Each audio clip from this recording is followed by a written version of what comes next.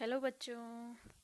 आज यहाँ पे पी ब्लॉक एलिमेंट्स का सेकंड लेक्चर डाल रही हूँ। ठीक है, इससे पहले आपने जो फिज़िकल प्रॉपर्टीज़ थी उसमें आपने भौतिक अवस्थाएं, आयनन ऊर्जा, विद्युत ऋणात्मकता, धात्विक गुण, इन सब की परमाणु त्रिज्या वगैरह इन सबको मतलब पढ़ा था। ठीक है, और जो इलेक्ट्रॉनिक कॉन्फ़िगरेशन था इनका वो मैं पहले ही बता चुकी हूँ। ठीक है, तो चलिए आज इनका नेक्स्ट कैरेक्टर है ऑक्सीकरण अवस्था। ठीक है, तो ऑक्सीकरण अवस्था पे हम पहले बात कर चुके हैं पिछली क्लासेस में। ठीक है, तो ऑक्सीकरण अवस्था क्या कि जो भी पी ब्लॉक एलिमेंट्स के जो 15 ग्रुप की हम बात कर रहे हैं यहाँ पे। ठीक है, तो 15 ग्रुप का इलेक्ट्रॉनिक जो कॉन्फ़िगरेशन था वो हमने क्या किया था, जो मूल इलेक्ट्रॉनिक विन्यास है उसका NH2 NP3। ठीक है, तो इससे हमें पता चलता है कि ये तत्व क्या कर सकते हैं, या तो अपने इलेक्ट्रॉनों को स्थानांतरित करते हैं या फिर उन इलेक्ट्रॉनों की साझेदारी करें। ठीक है, तो साझेदारी द्वारा या इलेक्ट्रॉन स्थानांतरण के द्वारा ये क्या कर सकते हैं, जो स्थायी अक्रिय इलेक्ट्रॉनिक कॉन्फ़िगरेशन है उसको प्राप्त कर सकते हैं। ठीक है ना, तो फिर वही उनकी क्या हो जाती है, ऑक्सीकरण अवस्था हो जाती है। ठीक है, कि संयोजी कोश में उपस्थित इलेक्ट्रॉन या तो दिए जाएं, ठीक है, या फिर साझेदारी में यूज़ किए जाएं। ठीक है, तो वो क्या हो जाती है, ऑक्सीकरण अवस्था हो जाती है। अब चलिए 15 ग्रुप की हम बात कर लेते हैं। तो 15 ग्रुप में देखिए, ठीक है, सबसे पहला एलिमेंट है आपका नाइट्रोजन, फिर फॉस्फोरस, आर्सेनिक, एंटीमनी, बिस्मिथ। ठीक है, तो इनको नहीं लिख रही हूँ। और इसका इलेक्ट्रॉनिक कन्फिग्रेशन आपको 1s2 2s2 2p3 है। ठीक है, इसका मैं 1s2 लिख दे रही हूँ और लास्ट का लिख देती हूँ 3s2 3p3। ठीक है, ऐसे इसका 1s2 लिख देती हूँ, बीच का आप लिख लेना जितने भी इलेक्ट्रॉन आने होंगे। ठीक है, और 4s2 4p3। ठीक है, तो आपको दिख रहा है। ठीक है, तो ये संयोजी कक्षा है। ठीक है, लास्ट वाली मतलब, तो इसमें कितने इलेक्ट्रॉन हैं, 2 और 3, 5 यहाँ हैं, 5 यहाँ भी हैं और 5 यहाँ भी हैं। ठीक है, तो अब इन 5 इलेक्ट्रॉनों का हमने क्या करना है, देखना है कि इलेक्ट्रॉन स्थानांतरण कैसे करते हैं, कौन से वाले करते हैं, और इलेक्ट्रॉन साझेदारी कौन कौन से वाले इलेक्ट्रॉन वो एलिमेंट्स कर रहे हैं इनमें से। ठीक है, तो चलिए तो पहला देख लेते हैं हम इलेक्ट्रॉन स्थानांतरण। तो ये सब आप कर लेना। ठीक है, पढ़ के इसको लिख लेना कॉपी में, मैं डायरेक्ट आपको उधर बताती हूँ। तो क्या कह रहा है, देखो, सॉरी, कह रहा है कि क्या होगा, देखो, जो समूह 15 के सारे तत्व हैं वो क्या कर सकते हैं, 3 इलेक्ट्रॉन या तो प्राप्त कर लें, या फिर जो, देखो, जैसे मैंने नाइट्रोजन ले लिया। ठीक है, नाइट्रोजन ले लिया तो 1s2 2s2 2p3। ठीक है, तो वैसे देखा जाए तो इनका इलेक्ट्रॉनिक कॉन्फ़िगरेशन क्या है, 2 और 5 है। ठीक है, तो या तो ये कहीं से 3 इलेक्ट्रॉन ले लें, यानी साझेदारी कर लें। ठीक है, या फिर क्या कर लें, साझेदारी कर ले, या फिर इलेक्ट्रॉन स्थानांतरण कर ले। या देखो, तो इनका मूल इलेक्ट्रॉनिक कन्फिग्रेशन यहाँ पे क्या है, 2 और 5 है। तो या तो ये 3 इलेक्ट्रॉन कहीं से इनको मिल जाए, तो तब इनका इलेक्ट्रॉनिक कन्फिग्रेशन क्या हो जाएगा, 2 8 हो जाएगा, जो कि क्या है, एक स्टेबल इलेक्ट्रॉनिक कन्फिग्रेशन है, किसकी तरह, इनर्ट गैसेस की तरह। ठीक है ना, हो गया। तो 3 ले लेंगे कहीं से तो स्टेबल कन्फिग्रेशन को प्राप्त हो जाएंगे। ठीक है, या फिर क्या करेंगे, मिटाने का हो रहा है इसमें, या फिर क्या करेंगे, यहाँ पे इसको मैं हटा देती हूँ। ठीक है, इसको मैं हटा देती हूँ 3 को। अब देखो, जो ये 5 है इसको क्या कर दें, इस दे दें किसी को। ठीक है, 5 को छोड़ दें, मतलब 5 इलेक्ट्रॉन छोड़ दें। अगर ये अब अगर ये क्या करें, ये 5 इलेक्ट्रॉन को भी छोड़ देते हैं, ठीक है, तो तब क्या हो जाएगा, इनका इलेक्ट्रॉनिक कन्फिग्रेशन 2 रह जाएगा। ठीक है, तो 2 रह जाएगा। अब 2 क्या है, 2 किसका इलेक्ट्रॉनिक कन्फिग्रेशन है, हीलियम का। हीलियम एक इनर्ट गैस है। ठीक है, तो क्या हो जाएगा, जैसे ऑक्टेट बनता था, यहाँ क्या बन जाएगा, इसका 2 इलेक्ट्रॉन रह जाएंगे। ठीक है, तो डुएट बोल लो। ठीक है, तो स्टेबल इलेक्ट्रॉनिक कॉन्फ़िगरेशन प्राप्त कर लेंगे। तो या तो 3 इलेक्ट्रॉन कहीं से ले लें, या फिर अपने संयोजी कक्ष में उपस्थित 5 इलेक्ट्रॉनों को क्या कर दें, ट्रांसफ़र कर दें कहीं। ठीक है ना, आ गई बात समझ में।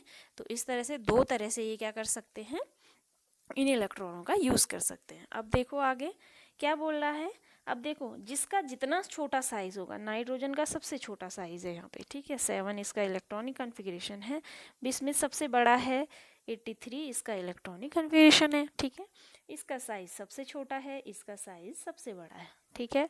जिसका जितना छोटा साइज होगा उसकी क्या होगी, हाई इलेक्ट्रोनेगेटिविटी होगी, यानी उच्च विद्युत ऋणात्मकता होगी, क्योंकि छोटा साइज है, हाई इलेक्ट्रोनेगेटिविटी होगी। तो इसके कारण, इस छोटे साइज के कारण और हाई इलेक्ट्रोनेगेटिविटी के कारण नाइट्रोजन क्या करेगा, अपने से जो कम विद्युत ऋणात्मक तत्व होंगे उनके साथ क्या करेगा, मतलब उनसे इलेक्ट्रॉन खींच लेगा अपनी तरफ, 3 इलेक्ट्रॉन उनसे एक्सेप्ट कर लेगा कहीं से। अब 3 इलेक्ट्रॉन एक्सेप्ट कर लेगा, तो सपोज नाइट्रोजन है यहाँ पे, 3 इलेक्ट्रॉन उसने कहीं से एक्सेप्ट कर लिए, तो उस पर क्या हो जाता है, नेगेटिव चार्ज आ जाता है, ठीक है। तो नाइट्रोजन क्या हो जाएगा, 3 नेगेटिव हो जाएगा, ठीक है। आ गई बात समझ में। तो नाइट्रोजन इस तरह से क्या बना लेता है, N3 नेगेटिव, या आप बोल लो M3 नेगेटिव, ठीक है। तो इस तरह की प्रवृत्ति भी इस पूरे समूह के तत्वों की होती है लगभग। अब जिसका सबसे छोटा साइज होगा, जैसे नाइट्रोजन है, उसमें ये प्रवृत्ति क्या पाई जाती है, सबसे ज़्यादा पाई जाती है, ठीक है। तो M3 नेगेटिव प्रकार के ये क्या बना सकते हैं, आयन बना सकते हैं, आयनों का निर्माण कर सकते हैं। अब जिसका छोटा साइज होगा उसमें ये प्रवृत्ति क्या होगी, सबसे अधिक होगी, ठीक है। बात करूँ बिस्मिथ की, बिस्मिथ का सबसे बड़ा साइज है, तो इसमें M3 नेगेटिव बनाने की प्रवृत्ति लगभग ना के बराबर होगी, ठीक है, नेग्लिजिबल मान लो, ठीक है। तो ना के बराबर होगी। आगे बात समझ में। क्योंकि क्या होता है, जैसे जैसे हम नीचे चलते चले जाते हैं, या नाइट्रोजन से बिस्मिथ की ओर जाएंगे, क्या होता जाएगा, इनका क्योंकि आकार बढ़ता जाएगा, और आकार बढ़ने के कारण ये क्या हो जाएंगे, कम विद्युत ऋणात्मक हो जाएंगे, और कम विद्युत ऋणात्मक होने के कारण इनमें M3 नेगेटिव, ठीक है, या फिर आप बोलो तिर ऋणावेश, 3 ऋणावेश देखो, ठीक है। और आयन तो है ही, क्योंकि क्या है, नेगेटिव चार्ज है, ठीक है, कोई भी चार्ज होता है तो उसको हम आयन बोल लेते हैं। तो तिर ऋण आवेशित आयन बनाने की प्रवृत्ति क्या हो जाती है, साइज बढ़ने पर बहुत कम पाई जाती है, ठीक है ना। आ गई बात समझ में। तो इस तरह से आप बोल सकते हो कि यहाँ पे क्या है, जो नाइट्रोजन है इसमें ये 3 नेगेटिव सबसे अधिक है, और इसमें बिस्मिथ इसमें सबसे कम है। तो आप बोल सकते हो कि जब हम क्या होते हैं, समूह 15 के तत्वों में ऊपर से नीचे की ओर जाते हैं, ठीक है, यानी नाइट्रोजन से बिस्मिथ की ओर बढ़ते हैं, तो -3 या 3- जो ऑक्सीकरण अवस्था होती है, ठीक है, उसकी वो मतलब बहुत कम पाई जाती है, ठीक है। ऑक्सीकरण अवस्था 3- प्रदर्शित करने की प्रवृत्ति क्या होती जाती है, नाइट्रोजन से बिस्मिथ में जाने पर या समूह से ऊपर से नीचे जाने पर घटती जाती है, ठीक है। आ गई बात समझ में। अब जिसका जितना छोटा साइज होगा, तो नाइट्रोजन के बाद यहाँ पे फॉस्फोरस आता है, तो फॉस्फोरस में भी 3 नेगेटिव बनाने की प्रवृत्ति होगी, ठीक है ना। इसके बाद आर्सेनिक होगा, एंटीमनी होगा और बिस्मिथ, इन तीनों में 3 नेगेटिव बनाने की प्रवृत्ति क्या होगी, सबसे कम, ठीक हो गया। चलिए अब देखो, एक चीज़ और हो सकती है, ये तो 3 नेगेटिव आयन बनाने की प्रवृत्ति हो गई, ठीक है। अब आपको पता है कि हमने क्या बोला, बार बार बोल रहे हैं कि इस समूह के तत्वों का जो इलेक्ट्रॉनिक विन्यास है वो क्या है, NH2 NP3 है, ठीक है। तो यहाँ पे आपको दिख रहा है P उपकोष है, P उपकोष आप इस तरह से बनाते हो, इस पे कितने ऑर्बिटल, 3 ऑर्बिटल, 3 ऑर्बिटल में कितने इलेक्ट्रॉन है, 3 इलेक्ट्रॉन, ठीक है। और मैक्सिमम P ऑर्बिटल में कितने इलेक्ट्रॉन आ सकते हैं, 6 इलेक्ट्रॉन आ सकते हैं, ठीक है। मतलब इस तरह से 1 2 3 4 5 6, ठीक है, हो गया अकॉर्डिंग टू हुंड्स रूल, ठीक। तो 6 इलेक्ट्रॉन आ सकते हैं, लेकिन यहाँ पे क्या है, जो P उपकोष है इसमें 3 ही इलेक्ट्रॉन है, ठीक है। 3 इलेक्ट्रॉन है, मतलब ये क्या है, आधा भरा हुआ है, ठीक है। और आपको पता है जब आधा भरा हुआ होता है तो वो वहाँ पे क्या होती है, स्टेबिलिटी अधिक होती है, ठीक है। या तो पूरे भरे हुए में स्टेबिलिटी होगी या आधे भरे हुए में स्टेबिलिटी होगी। तो यहाँ पे आपको दिख रहा है कि 1 इलेक्ट्रॉन, 2 इलेक्ट्रॉन, 3 इलेक्ट्रॉन, 3 इलेक्ट्रॉन क्या है, अयुग्मित है, यानी अनपेयर्ड है, ठीक है। 3 अनपेयर्ड इलेक्ट्रॉन यहाँ पे हैं। अब ये 3 अनपेयर्ड इलेक्ट्रॉन क्या करेंगे, किसी और के साथ, ठीक है, किसी भी और, कोई भी और आएगा उसके साथ 3 इलेक्ट्रॉन किसी और तत्व के आएंगे, ठीक है, और उनके साथ क्या बनाएंगे, साझेदारी द्वारा क्या बना लेंगे, 3 सहसंयोजी बंध बना लेंगे, ठीक है ना। मतलब 1 2 3 इलेक्ट्रॉन इनके पास हैं और 3 इलेक्ट्रॉन कोई और दे देगा, तो इस तरह से क्या बन जाएंगे, देखो 1 2 3 बॉन्ड बन जाएंगे, तो 3 सहसंयोजी बंध बन जाएंगे, ठीक है ना।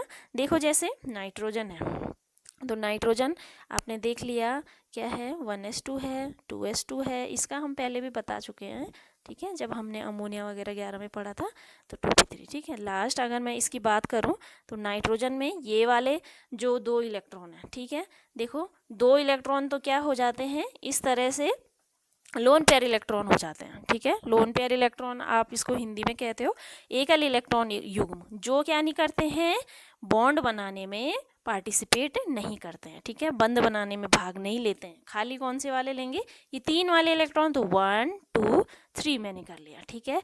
अब इधर एक किसी और के साथ, सपोज मैंने मान लिया हाइड्रोजन के साथ एक ने बनाया, फिर इस दूसरा वाला इलेक्ट्रॉन है, इसने भी दूसरे हाइड्रोजन को जोड़ लिया, इसने भी क्या करा, तीसरे हाइड्रोजन को जोड़ लिया, तो इस तरह से क्या बनाया इन्होंने, NH3, यानी क्या बनाया, अमोनिया बनाया, जिसमें क्या है, नाइट्रोजन पे एक लोन पेयर ऑफ इलेक्ट्रॉन है, यानी एक जोड़ा किसका है, इलेक्ट्रॉनों का है, जिन्होंने बंध बनाने में भाग नहीं लिया है, और जिन 3 ने, ये 3 जो दिख रहे हैं, इन 3 ने हाइड्रोजन के 3 परमाणुओं के साथ सहसंयोजी बंध बनाकर क्या क्या बना लिया, कौन सा अणु बना लिया है, NH3 बना लिया, ठीक है ना। आ गई बात समझ में।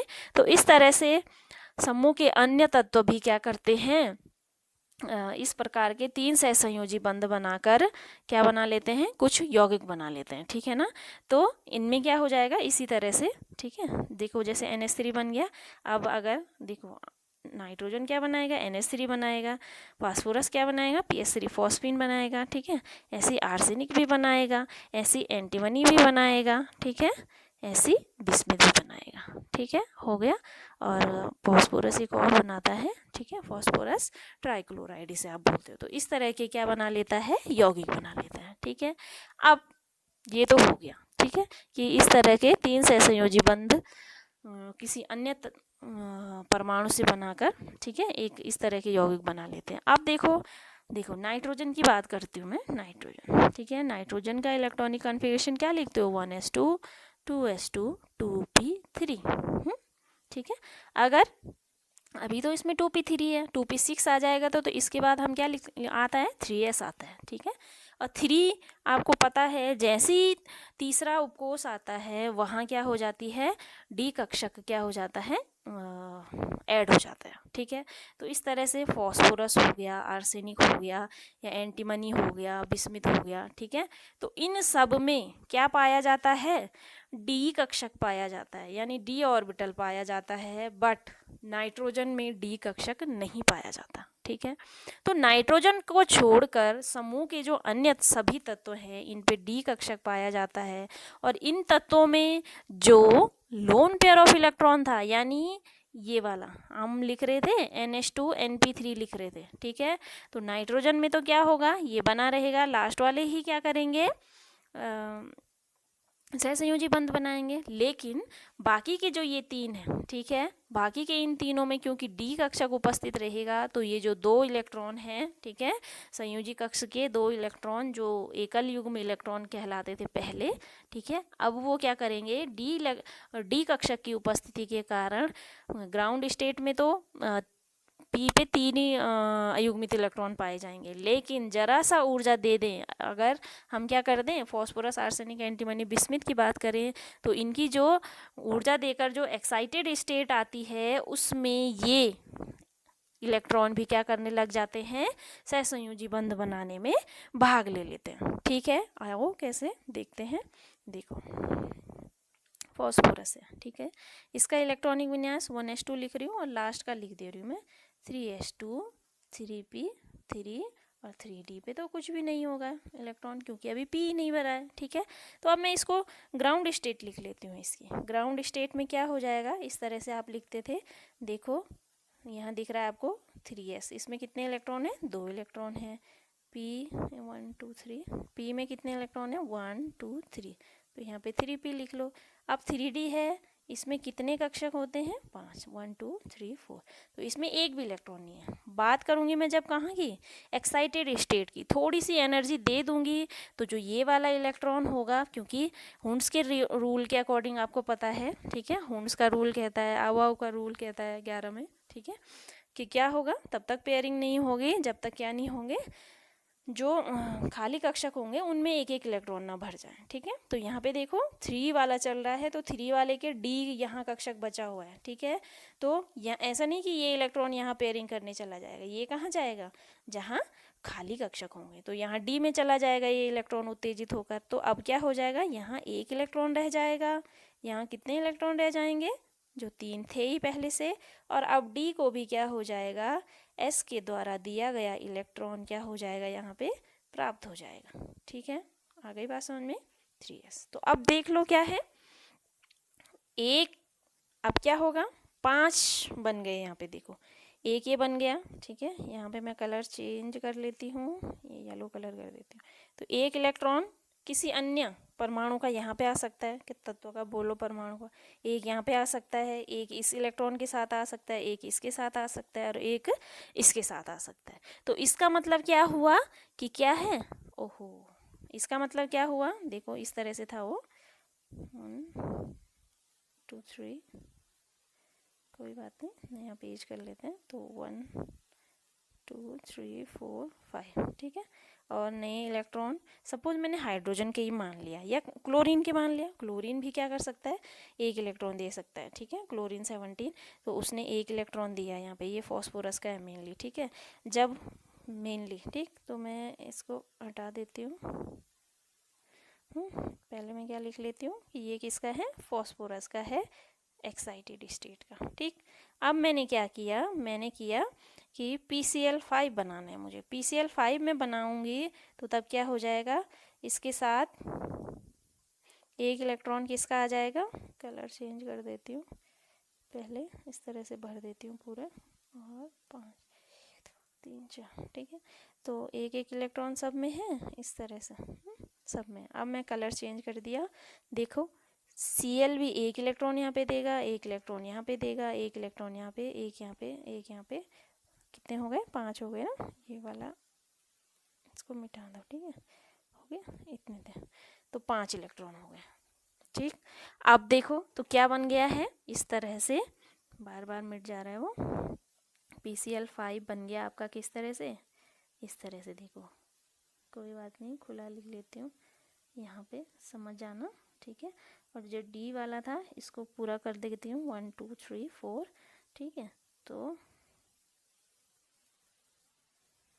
सॉरी, बस कहाँ गया? ठीक हो गया। तो देखो क्या हो गया, इसको हटा दो। 1, यानी यहाँ पे एक Cl है जो क्रॉस वाला है, एक Cl यहाँ पे है, एक Cl यहाँ पे है, एक Cl यहाँ पे, और एक Cl यहाँ पे है। और फॉस्फोरस के 5 तो पहले से ही थे।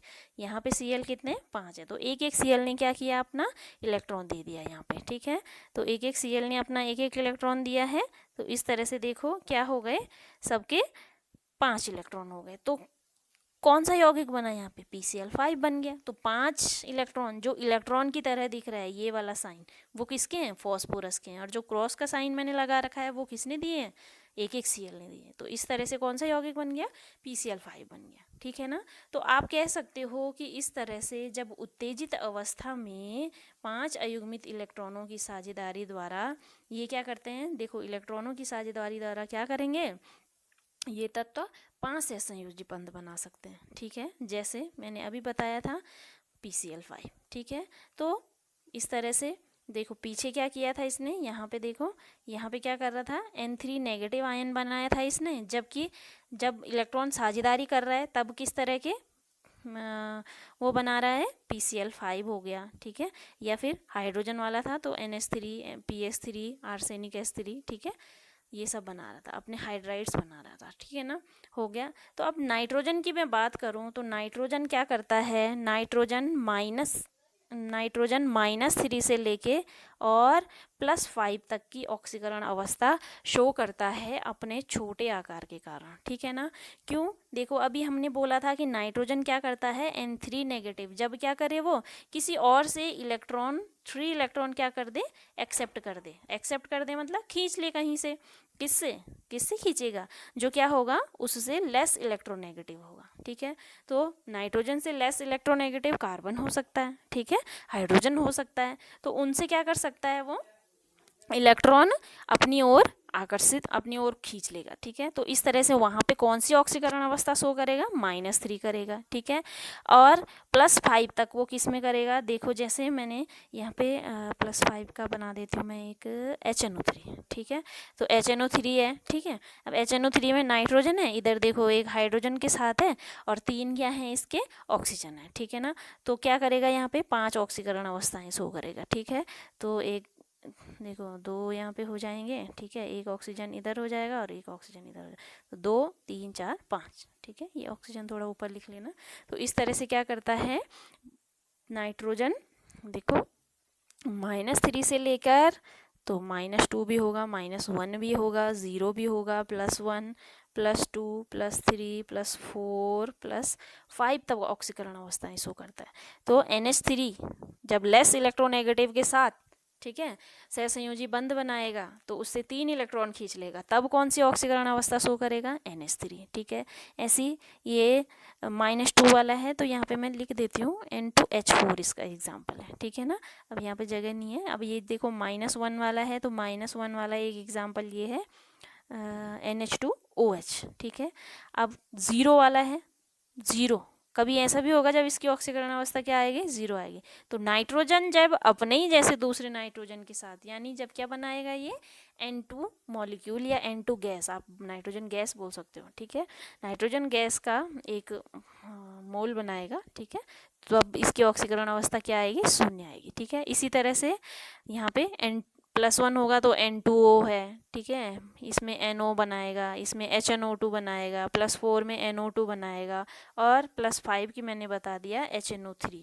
ठीक है, तो इस तरह से क्या करता है -3 से लेके +5 तक ऑक्सीकरण अवस्थाएं शो करता है। ठीक है, तो इस सबको आप लिख लेना, मैं आपको PDF आपके वो पहले ही ग्रुप में प्रोवाइड करा चुकी हूँ। ठीक है, तो इस तरह से कर लीजिए इसको। ठीक है, ये देखो यहाँ पे भी पूरा बता रखा है मैंने, जो मैं अभी करवा रही थी। ठीक है, तो थोड़ा समझना होगा। तो देखो ये तो इनका जनरल कैरेक्टर है कि क्या करते हैं, जो नाइट्रोजन के बाद वाले, नाइट्रोजन नहीं है ये, ठीक है, वो वाले हैं जिनके पास क्या होता है, डी कक्षक उपस्थित होता है। तो फॉस्फोरस, आर्सेनिक, एंटीमनी, बिस्मिथ, ये उनकी ग्राउंड स्टेट और एक्साइटेड स्टेट मैंने यहाँ पे लिख ली है।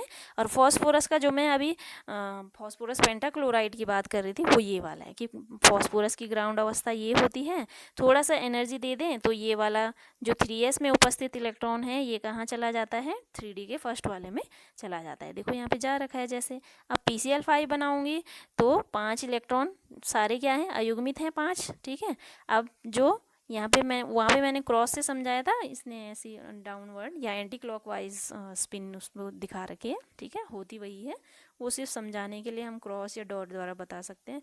तो जो एंटी क्लॉकवाइज स्पिन है यानी डाउनवर्ड है जहाँ, ठीक है, तो वो किसके हैं, Cl के इलेक्ट्रॉन है, क्लोरीन के। अब 5 क्लोरीन है तो 5 क्लोरीन 5 फॉस्फोरस के इलेक्ट्रॉन के साथ सहसंयोजी बंध बनाकर कौन सा वाला, PCl5 यौगिक बना लेंगे। ठीक है, और इसमें हाइब्रिडाइजेशन, हाँ वो मैं बताना भूल गई थी आपको। देखो एक S है, पहला S कितना है, 3 का 1 है, पूरा 1 दिख रहा है आपको, एक कक्षक दिख रहा है। P के कितने दिख रहे हैं, 3 दिख रहे हैं, तो sp3। और ये क्या है, D का केवल एक है, तो sp3d ऑर्बिटल्स ने क्या लिया है, भाग लिया है। ठीक है, इस हाइब्रिडाइजेशन में। ठीक है, तो इसलिए ये कौन सा हाइब्रिडाइजेशन हो जाएगा, sp3d हाइब्रिडाइजेशन हो जाएगा। ठीक है, तो ये हो गई क्या इनकी ऑक्सीकरण अवस्था की बात। ठीक है, हो गया।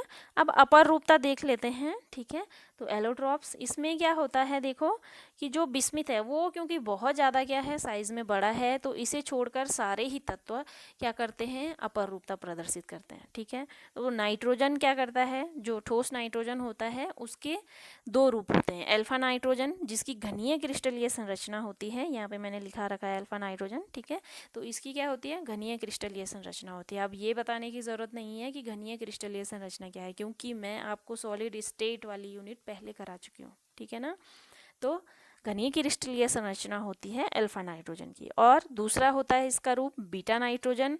इसकी कौन सी वाली होती है? षटभुजीय वाली, हेक्सागोनल। ठीक है, तो हेक्सागोनल क्रिस्टलीय स्ट्रक्चर इसका होता है बीटा नाइट्रोजन का। ठीक है, तो ये तो नाइट्रोजन के अपर रूप हो गए। ऐसी जो फॉस्फोरस होता है वो भी सफ़ेद फॉस्फोरस, लाल और काला, 3 फॉस्फोरस के रूप में मिलता है। ठीक है, जो सफ़ेद फॉस्फोरस होता है उसकी संरचना क्या होती है? P4, यानी 4 फॉस्फोरस क्या करेंगे? आपस में जुड़कर एक समचतुष्फलकीय क्या बना लेंगे? संरचना बना लेंगे। ठीक है ना, आगे बात समझ में? टेट्राहेड्रल टाइप की क्या बना लेंगे? स्ट्रक्चर बना लेंगे। ठीक है, सफ़ेद फॉस्फोरस में। जबकि लाल फॉस्फोरस में क्या होगा? आगे मैंने लिखा भी होगा इसमें, हाँ ये देखो थोड़ा दिखा रखा है। जबकि जो लाल फॉस्फोरस होता है उसमें क्या होती है? थोड़ा कॉम्पैक्ट स्ट्रक्चर इसका मिलता है। ठीक है, जटिल श्रृंखला बनती है इसमें। ठीक है, फॉस्फोरस आपस में जुड़ के क्या बना लेते हैं? एक जटिल श्रृंखला का निर्माण कर लेते हैं। ठीक है, और जो काला फॉस्फोरस होता है उसमें क्या होता है? लेयर स्ट्रक्चर होता है, सतही संरचना होती है। ठीक है, तो क्या होते हैं? ये देखो यहाँ पे इस तरह से क्या होती है? सतह, एक सतह के रूप में, सतह सतह सतह, जैसे फोल्ड्स होते हैं ना, फोल्ड्स, किताब के फोल्ड्स हैं, जैसे कॉपी के पन्ने हैं जैसे। ठीक है, तो उस तरह से क्या हो जाती है? सतही संरचना जो काले फॉस्फोरस है उसकी पाई जाती है। ठीक है, ऐसी आर्सेनिक के भी 3 अपर रूप होते हैं। ठीक है, जिसको हम स्लेटी आर्सेनिक, पीला आर्सेनिक और काला आर्सेनिक कहते हैं। तो जो ये वाला है रेड फॉस्फोरस, इसमें क्या होता है आपको पता है? मैंने आपको बताया था कि PCl, मतलब PCl नहीं, छोड़ो, इस तरह से क्या बना सकता है? जो फॉस्फोरस है, फॉस्फोरस, ठीक है, फॉस्फोरस वो 3 वाली स्ट्रक्चर, मतलब 3 सहसंयोजी बंध भी बना सकता है, 5 सहसंयोजी बंध भी बना सकता है। तो इस तरह से यहाँ पे क्या करता है वो? यहाँ पे देखो, एक फॉस्फोरस की अगर मैं बात करूँ, सपोज मैं इस वाले फॉस्फोरस को काउंट कर देती हूँ। ठीक है, तो एक बॉन्ड इससे है, दूसरा बॉन्ड इससे है, तीसरा बॉन्ड इससे है, चौथा बॉन्ड इससे हो सकता है, 5वां बॉन्ड क्या हो? पीछे वाले फॉस्फोरस से हो। ठीक है ना, तो इस तरह से क्या कर सकता है वो? 3 से लेके 5 सहसंयोजी बंध बना सकता है। तो रेड फॉस्फोरस क्या होती है? इस तरह से एक जटिल श्रृंखला संरचना होती है। ठीक है, रेड फॉस्फोरस में। चलो पढ़ते रहो। और ब्लैक फॉस्फोरस मैंने बता दिया, लेयर्ड वाला होता है, और वाइट फॉस्फोरस समचतुष्फलकीय होता है। ठीक है बच्चों, चलिए पढ़ते रहिए।